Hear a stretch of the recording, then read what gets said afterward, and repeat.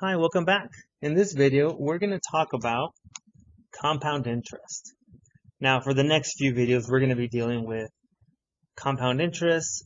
How does interest affect you in your purchases, on your day-to-day purchases, like buying a car or a house or having a credit card, right? We're going to be also talking about here in the future about investing into a Roth IRA and saving for retirement and how does that look or work for you.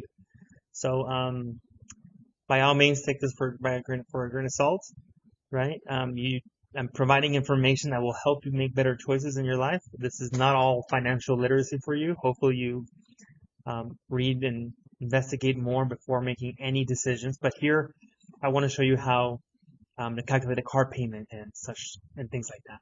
So let's get to it. Let's do a few examples and talk about what formulas are being used for compound interest, or how interest affects the price of something.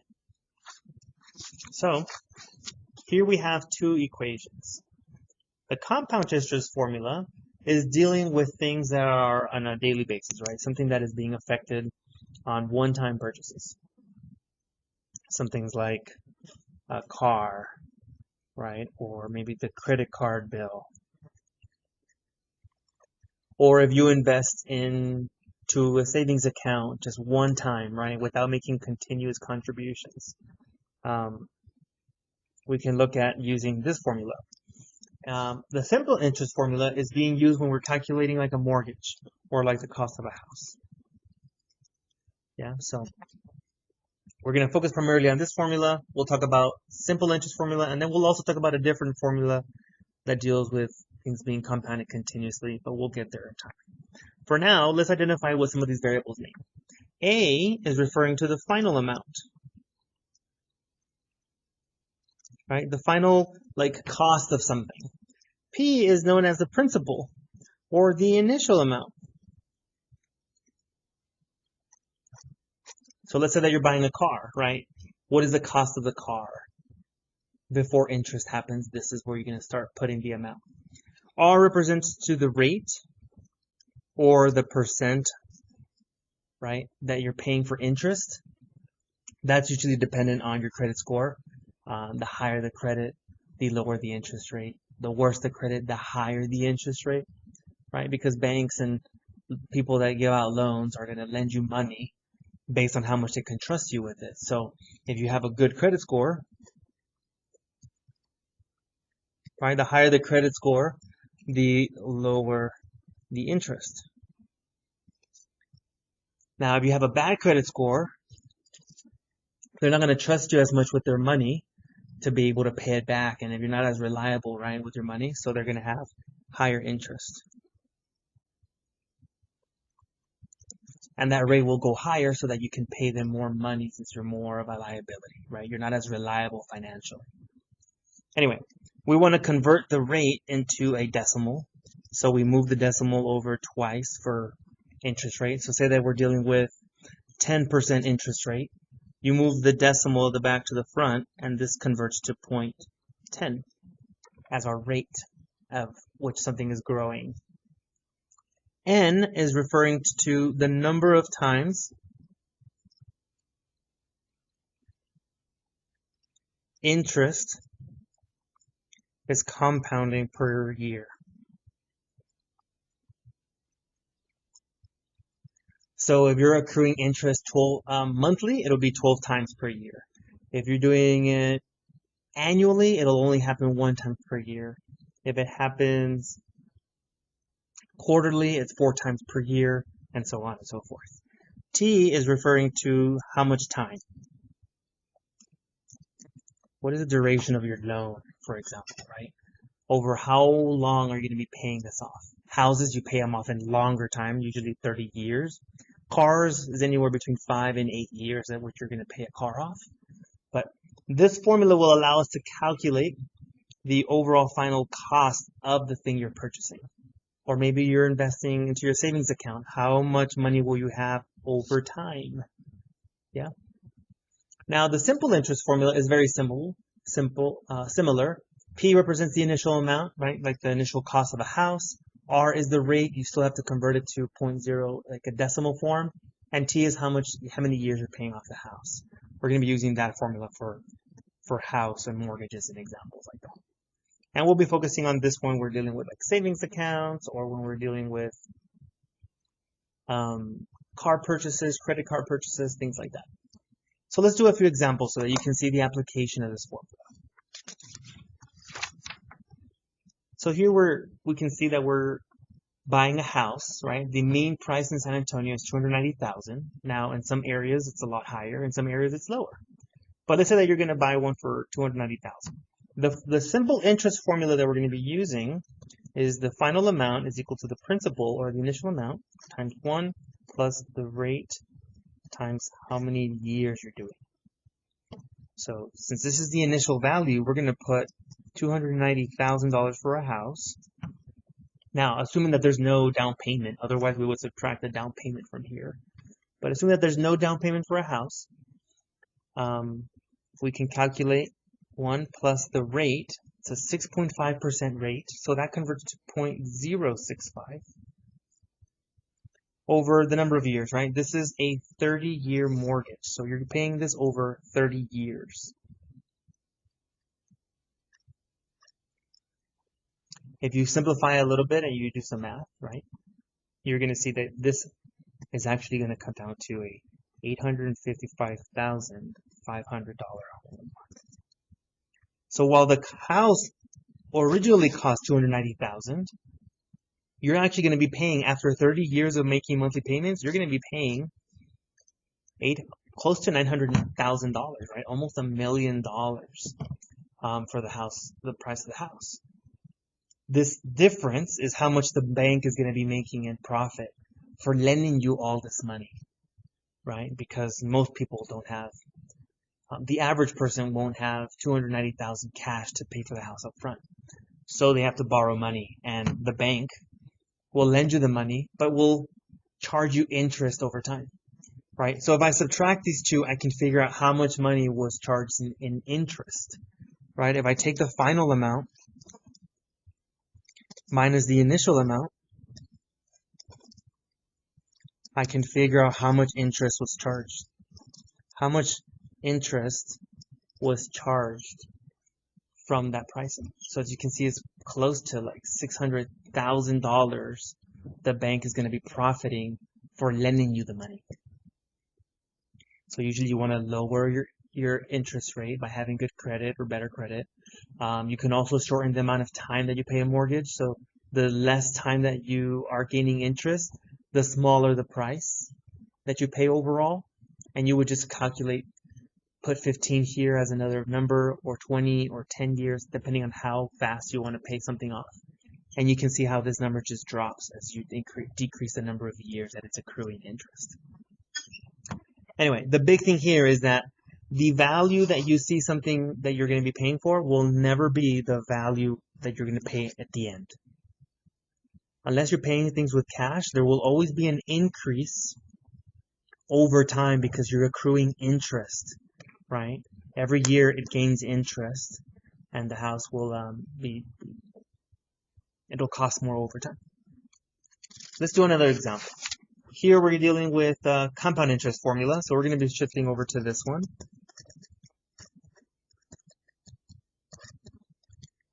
Right? We're dealing with a car. Let's say you want to buy a Honda Civic for $23,000. You don't have a down payment, so you're going to be paying that amount, and you want to take out a 5-year loan. Now, let's say you have an 8% monthly interest rate. Let's fill in some numbers here, right? The initial cost is $23,791. 1 plus the rate is 8%, so 0.08. Divided by n, the number of times the compound interest compounds over time.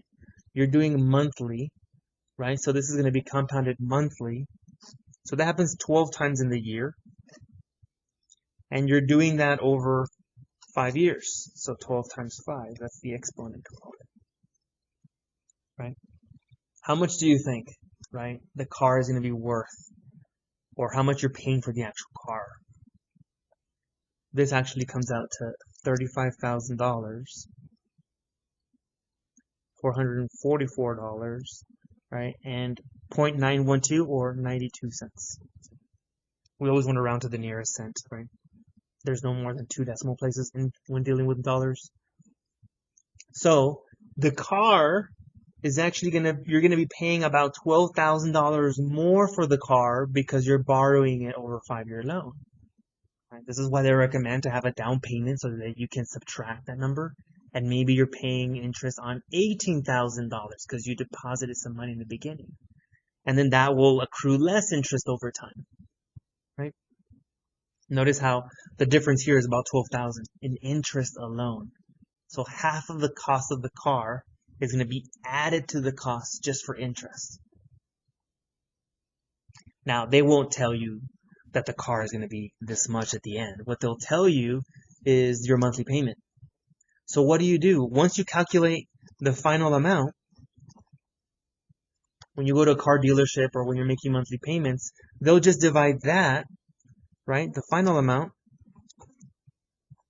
over the number of payments you're going to make, number of monthly payments. So if the car is worth $35,444.92 with interest, and you're doing this over 60 months, right? 12 times 5 years, that's 60 months. You can see that it'll come out to, let me see real quick, 35,444.92 divided by 60, about $590.75 is what your monthly payment will be. Now, they'll usually want to negotiate that number, so they'll extend it. Instead of 5 years, they'll do it over 6, 7, 8 years, right? So you divide it by a bigger number of months, so it'll just look like it's going lower, just to make the numbers look good, right? But if anything, whenever you go and negotiate a price, you want to negotiate this value. You never want to negotiate on the monthly payment because they can easily just stretch out the amount over more months to lower this value, but you're still paying a lot more, right? But when you lower this price, either through a deduction, a deductible, or by doing a down payment or by trading in another car, you can lower the number that changes over time to something smaller than 35. Right. Best case scenario, you pay for the car cash, and you can even pay less than the amount because you're paying for cash up front. Anyway, to calculate the monthly payment, take the overall final amount and divide it by how many months you're going to be paying this. Yeah. So the more you're familiar with these two formulas, the more you can get comfortable with making these decisions for yourself, right? How much are you going to pay? And that way you are more informed when you're making these negotiations at car dealerships. We just spoke about the monthly payment, right? It's a final amount divided by the number of months that you're going to be making the payments for. Now, what happens if you're compounding something continuously? This doesn't really happen with banks or with credit cards or with cars, right? When you're buying something. But when something compounds continuously, now instead of say 12 times per year, you can say weekly, 52 times per year, or maybe it compounds daily, 365 per year, or as n goes to infinity and it continuously compounds. When something grows at that rate, like non-stop compounding, we're going to use a very different formula. We're going to use this equation. This is what we call Euler's constant. Right? Euler's constant is approximately 2.718. Now, if you just type E in your calculator, right, and use that as your growth, we can track when something is compounding continuously. And this is usually just reserved for things that happen in nature, like the spread of bacteria, diseases, population growth for animals, right? Things that organically grow continuously over time, right? So let's do an example just so that you can have a familiarity between this formula. So let's say here we have a population of rhinos is growing continuously, right, at a rate of 4% per year. If there are currently 150 rhinos in a conservation area, so it's a secure area where there's no hunters, there's no other prey that are like killing the animals and things like that, how many rhinos will there be after 10 years? So using this formula, again, we're shifting to a different equation because it's continuously compounding, right? This is happening every second or millisecond, like nonstop growth, right? Which is the way that nature compounds over time. We're going to use the initial amount of 150 rhinos, and we're going to do the rate of 0.04 times 10 years. Right? And when we calculate that, we see that we get 223.77 rhinos. Now, because we're dealing with animals and population, we would run down to 223. Right? Ooh, not money, sorry. Rhinos. So approximately after 10 years, it'll go to 223 rhinos in your conservation area. Right? We can track the growth of beehives and other animals, or the spread of bacteria. Like when we had COVID, we were looking at slowing down this curve, right? There was this conversation of like flattening the curve because the growth is happening this way. It's an exponential growth. Anytime that the variable that changes over time is the exponent, we're going to have exponential growth, right? And you can track how it grows over time. So to flatten the curve, they told us you need to have you need to be in quarantine, don't go outside, 6 feet apart. That way this curve could like flatten out and there'd be like less and less spread of that bacteria. Anyway, so we have 3 equations, right? To sum it all up, these are the ones that we're working with. We're dealing with the compound interest formula. This is going to be the most common one that we use. Simple interest formula when we're dealing with like a house purchase or something really, really big. And then when we're dealing with continuous interest, continuous growth, right, or decay, we can use A equals PERT.